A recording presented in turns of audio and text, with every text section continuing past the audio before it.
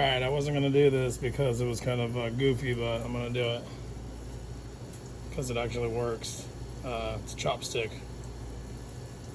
Got this from Panda Express, and I was cleaning these injectors cups out, and I watched a bunch of videos on what to use, like brushes and everything else, what paper towels would fall apart, which ones wouldn't. But I found this this type of rag right here. It's called the tub of towels. The tub of towels looks like that. These things don't really rip apart, and they're made for cleaning. And then you can put these blue ones down here too, but they kind of rip up. So what I ended up doing is I just take this little, well, depending on which side you want, if you're going to get down on like a corner or something, I just wrap this up like this, or change it however you want it to absorb what you need to, or where you're going to clean it. Just kind of wrap it up like that, and then you hold on to this end.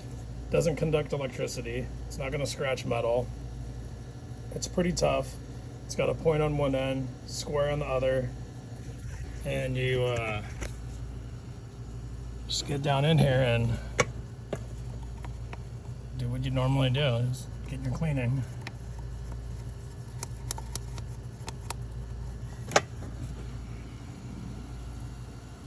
Pulled out like that. You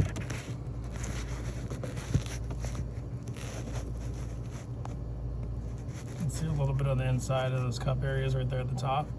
So I'll just keep brushing that up a couple more times and it's gonna be good.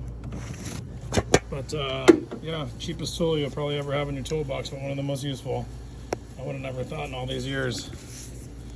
I'd be sitting right in the little kitchen counter. All those little Chinese takeout meals.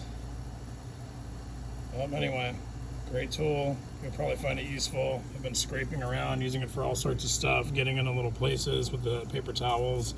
I used to use a screwdriver, but this is way better. Gets all over the place. I'm gonna probably end up thinking about 50 more uses for this thing anyway, but that's what I'm using it for today. Well, hopefully you liked the video. Hopefully you found it useful. Just grab yourself a chopstick and put it in your toolbox.